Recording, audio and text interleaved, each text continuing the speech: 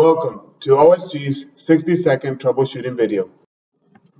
Trochoidal milling is a form of high-speed milling that replaces straight lines with circular motions that include simultaneous forward movement.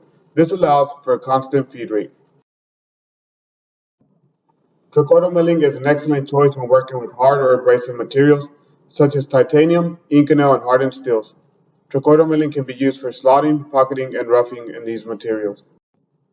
Some disadvantages may include potential tool breakage if the machine does not have high-speed capability, longer cycle times and larger pockets and slots, and it may not be suitable for micro-machining.